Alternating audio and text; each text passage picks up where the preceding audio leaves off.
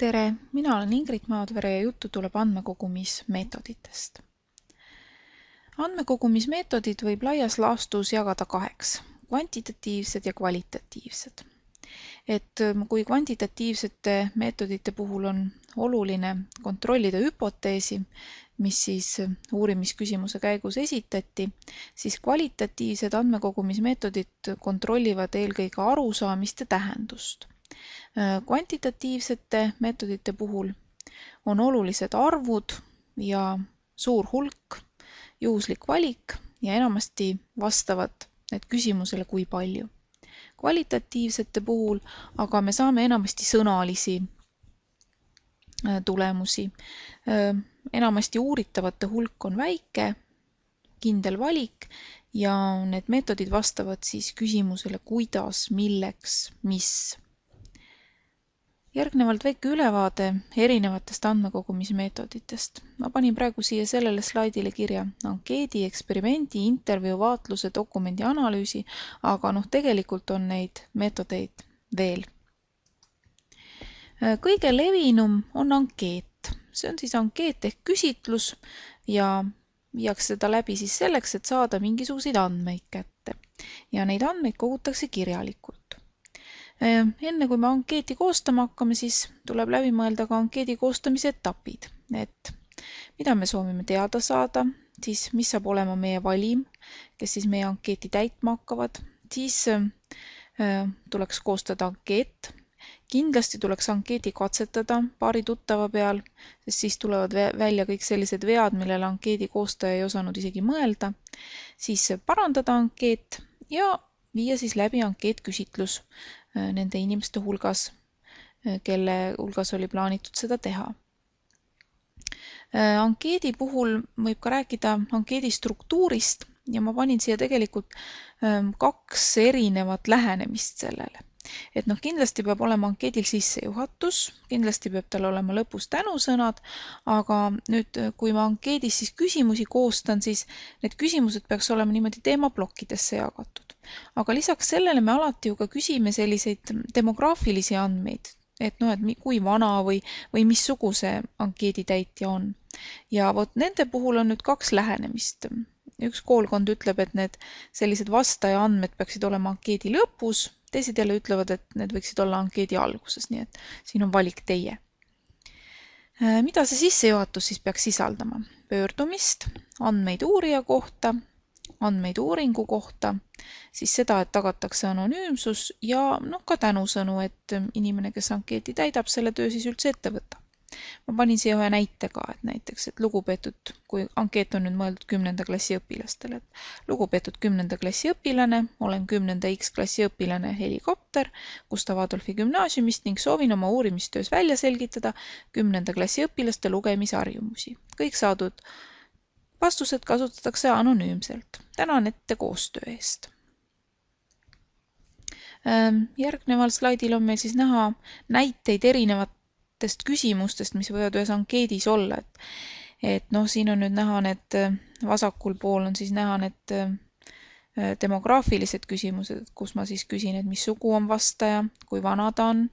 Siis on hea näiteks öelda, et kui ma tahan täisaastates saada seda vanust, mul on hiljem kergem töödelda. Või siis vanuse puhul võib anda ka sellised vahemikud. Et olenevalt nüüd see küsitluse näide on mul siin näiteks, et ma küsitlen kõiki inimesi. Aga kui mul oleks siis klasside puhul, siis ma võiksin ka küsida näiteks, mis klassis see vastaja käib. Nii et alati tuleb mõelda selle peale, et kuidas mul pärast neid andmeid kergem töödelda on, eriti kui neid tuleb väga palju ja tegemist on siis sellise kvantitatiivse uurimistööga. Siis edasi näited näiteks, et kui tihti sa loed raamatuid. Et jällegi antud siin siis selline, tuleb enda peas läbi mõelda see skaala, või siis mitu raamatut sa loed ühes kuus, mitte ühtegi, 1–2, 2–3, üle 3. Ja siis väga palju kasutatakse selliseid skaalasid küsitlustel. Et siin on nüüd näide 2 lähenemisest jälle, et raamatute lugemine on ja siis vastaja peab siis kas nõus olema või mitte nõus olema, et näiteks hariv, ajaraiskamine, põnev. Ja kui sellel esimesel skaalal ongi tal nii, et ta on nõus, pigem ei ole nõus, ei nõustu, siis sellel teisel skaalal on sisse toodud ka see neutraalne või ei tea variant. Et öeldakse, et, et tegelikult võib-olla ei ole hea, kui me sunnime vastajat otsustama. Aga samas jälle, kui me saame nii palju, et kes ei tea või ei ole mõelnud, siis on jällegi, et, et mida me nende andmetega teeme, nii et siin tuleb jälle mõelda. Ja siis all on veel üks selline skaala, ka mis on päris tüüpiline, et raamatute lugemine on hariv, ma annan mingi väite ja siis näiteks 7 palli skaalal siis inimene peab otsustama, et kas ta on sellega täiesti nõus või ta siis ei ole üldse nõus. Kui ankeet on nüüd koostatud, siis tuleks kontrollida veel, et kas on arvestatud sihtrühmaga, see tähendab, ega seal ei ole mingeid võõraid sõnu, millest näiteks teise klassi õpilane aru ei saa või mingeid selliseid lühendeid, mida jälle ankeeditäitjad ei tunne. Ja siis tuleks emotsioonid välja võtta, et ei oleks sellist negatiivseid või positiivseid tundeid tekitavaid asju, et oleks võimalikult neutraalne. Ei tohiks olla suunavaid või hinnangulisi küsimusi, et mis panevad juba vastaja, et on ju, sa arvad nii ja nii edasi. Siis ei ole head eitavad küsimused, sellepärast et vastaja ei saa aru, kuidas ta peab sellele vastama. Ja alati tuleb küsida üks küsimus korraga, et ei saa küsida 2 küsimust, sest siis me ei tea, kummale küsimusele vastaja vastas. Nüüd ankeeti võib läbi viia nii kirjalikult, paberi ja pastakaga kui ka arvutis. Tänapäeval on muidugi mugavam teha seda arvutis ja ma panin siia lingi ka, mis viib koolielu leheküljele, kus on siis palju erinevaid võimalusi küsitluste loomiseks. Et ankeetide koostamise keskkondi on väga palju.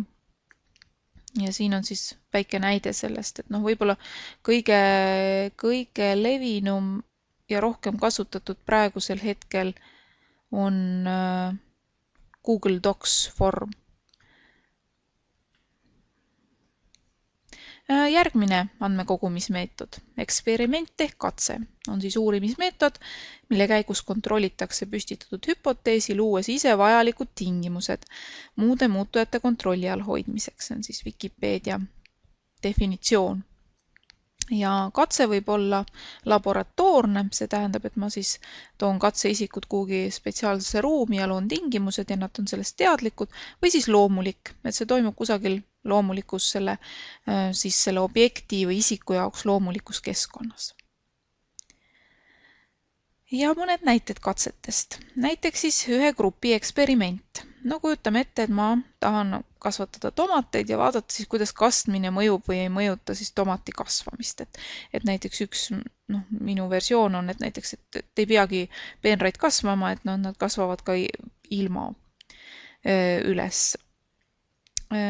Või ma siis jälle lisan sinna kastmisvette mingisugust vedelikku. Selline tüüpiline bioloogiakatse. Ja üks võimalus on näiteks see, et ma siis kastan seda taime ja pärast mõõdan. Teine võimalus on see, et ma kõigepealt mõõdan selle taime alguses üle, siis kastan teda ja siis mõõdan teda ka pärast ja vaatan siis, et kui palju ta siis kasvanud on. Nüüd aga on võib-olla nutikas ikkagi võtta siis teha see 2 grupi eksperiment. Et üks on siis see nõndanimetatud kontrollgrupp, keda ma üldse ei kasta, et siin on mul näha, et see porgand on mul nüüd niimoodi kasvanud, nagu ta kogu aeg kasvab ja siis ma jälle mõõdan, et kui palju ta on kasvanud. Ja teise peenra peal on mul näiteks porgandid, mida ma kastan ja siis jälle mõõdan neid. Ja siis ma saan just võrrelda, et kas see kastmine konkreetselt mõjutab. Eksperimendi etapid. Kõigepealt tuleb koostada eksperimendi kava, mõeldagi täpselt läbi, et kuidas ma seda siis teen. Siis jällegi valimi valik, et kelle peal ma seda teen. Siis kuidas ma neid andmeid kogun, millisel kujul. Kas mul on siis mingi selline andmekoguja või ma märgin neid kuhugi üles mingisse tabelisse. Ja siis ma viin siis need mõõtmised ja eksperimendi läbi. Intervjuu. Intervjuu on verbaalne küsitlemine ja selle küsitlemise käigus siis tehakse kas märkmeid paberile või siis salvestatakse. Salvestamise puhul peab alati küsima luba inimeselt, et kas ta on sellega nõus. Ja intervjuu võib olla struktureeritud, poolstruktureeritud või struktureerimata. vastata. Ja see struktureeritud tähendab siin siis seda, et küsimused on nagu valmis mõeldud ja ma küsin neid täpselt samas järjekorras siis kõigilt, kellelt ma plaanin küsida ja ütleme, et mis siin nüüd võrreldes selle ankeediga on, erinevus on see, et kui ma teen intervjuu, siis ma näen ka inimeste kehakeelt ja saan näiteks, kui inimene küsimusest aru ei saanud, siis saan seda täpsustada. Poolstruktureeritud tähendab, et mul on enam-vähem on need asjad valmis, aga muudan järjekorda või vajadusel siis esitan juurde. Ja struktureerimata intervjuu tähendab siis seda, et mul on mingi teema olemas, aga et ma lähen kellegi juurde, näiteks lähen uurin, kuidas keegi on koolis käinud, mida ta mäletab sellest, aga ma ei valmista üldse küsimusi ette, sellepärast et mul näiteks puudubki ettekujutus, millest ta üldse rääkima võib hakata, et need küsimused tulevad nagu selle vestluse käigus. Viimasel ajal on väga populaarne fookusgrupi intervjuu. See on nõndanimetatud siis juhitud vestlus, kuhu haaratakse siis 5–10 inimest ja pakutakse neile siis teema välja ja inimesed hakkavad omavahel siis asju arutama.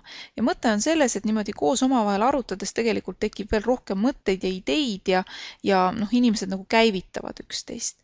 Ja seda fookusgrupi intervjuud soovitatakse tihti teha näiteks siis kas uurimistöö alguses või lõpus, et näiteks paluda ekspertidel kommenteerida. Et kui siis lõpus siis näiteks esitatakse ekspertidele need uurimistöö tulemused ja siis nemad näiteks ütlevad, et mida nad sellest arvavad või miks see asi nii läks. Intervjuu koostamise etapid. Kõigepealt on vaja jälle selgeks teha, mida ma siis soovin teada saada, milline on valim, koostan küsimused või valin siis teemad, jällegi katsetan kellegi peale, et kõik ühtemoodi aru saaks ja siis tuleks leppida kokku aeg ja koht intervjuuks. Ja ütleme, alati tasub ka mainida, et kui kaua see kestab, et üle poole tunni kindlasti ei maksaks. Ja tegelikult võib olla siis tegemist ka näiteks sellise intervjuuga, mis toimub kas siis sünkroonsel või asünkroonsel internetivestlusel. Et näiteks, et ma võin teha intervjuu Skype'is või Messengeris või saadan siis e-maili, kus siis esitan küsimused ja siis inimene vastab ja siis ma võin veel pärast täpsustavaid küsimusi küsida. Ja viimane on siis, et viige intervjuu läbi. Vaatlus. Vaatlus on siis mingisuguste tähelepanekute tegemine füüsilisest maailmast meeltetaju abil ja pannakse siis kirja mingisuguste sündmuste esinemist või sagedust. Ja vaatlust tohib teha, kui see ei kahjusta vaadeldavaid isikuid ja siis, kui hiljem ei saa neid andmeid siis nende isikutega seostada. Vaatluse liigid on enesevaatlus, siis isikuvaatlus, grupivaatlus ja keskkonnavaatlus. Keskkonnavaatlus siis tähendab ka sellist loodusvaatlust. Vaatlusetapid. Kõigepealt jälle, mida ma vaatlema hakkan, siis keda ja kus ma vaatlema hakkan, siis luuakse selline vaatluspäevik või mingisugune kodeerimisskeem, tabel, et kuidas ma neid märkmeid teen ja siis viin vaatluse läbi. Siin üks näide ka. Näiteks, et ma vaatlen linde kooli ümbruses. Et mul on selline tabel tehtud, kuhu ma siis märgin kuupäeva ja kellaaja, siis mis liiki ma nägin, mitu neid oli ja siis mõned märkused veel, et näiteks lendas või sõi või mida ma seal parasjagu veel näen. Dokumendi analüüs. Tegelikult dokumente on meie ümber väga palju ja dokument on siis mingisugune teabekandjale jäädvustatud teabetervik, mis on loodud või saadud isikute tegevuse käigus ning mille sisu, vorm ja struktuur on küllaldane faktide või tegevuse tõestamiseks. See on Wikipedia pikk selline definitsioon, et tegelikult on dokument siis ükskõik missugune selline inimloomingu jäädvustus, et ta võib olla nii kirjutatud kui siis ka visuaalne. Ja mis ta võib olla? Mingisugused kirjad, päevikud, kaardid, käsikirjad, vanad õpikud, koosolekute protokollid, fotod, e-mailid, kodulehed, plakatid, wikid, blogid, filmid, audiofailid ja nii edasi. Aga dokumendi analüüsi alla ei saa lugeda seda, et kui ma mingisugust uurimistööd teen ja töötan seda teoreetilist materjali läbi, et see on natuke midagi muud. Et dokumendi analüüs on ikka see, kui ma võtan näiteks ette mingisugused õpilaste vihikud ja siis uurin neid ja siis saan teada, et kuidas nad mingit asja kirjutasid. Ja jällegi, mida ma siis soovin teada saada, Nii, siis tuleb alati mõelda, et kus ja millisel kujul ma saan siis need dokumendid kätte, et kas siis originaalid või pean minema arhiivi ja lasen koopiat teha. Ja siis koostan jälle selle dokumentide uurimise plaani või tabeli, et kus ma siis märkmeid teen, et olenevalt mida ma seal vaatlen, et no näiteks piltide peal seal, et kas inimesed naeratasid või ei naeratanud või. Ja siis uurin dokumenti ja kirjutan üles tulemused. No üks näide. Näiteks oli selline uurimisküsimus, et kuidas siis põhikooli ja gümnaasiumi õppekavasse on sisse kirjutatud IKT. Ja dokumendiks oligi siis selle põhikooli ja gümnaasiumi riiklik õppekava. Ja see uurimine nägi välja siis nii, et kõigepealt võeti kogu see dokument ette ja märgistati ära kõik, kus oli midagi seotud IKT-ga. No siin on näha, et suhtlemine arvuti abil ja kõnekultuur.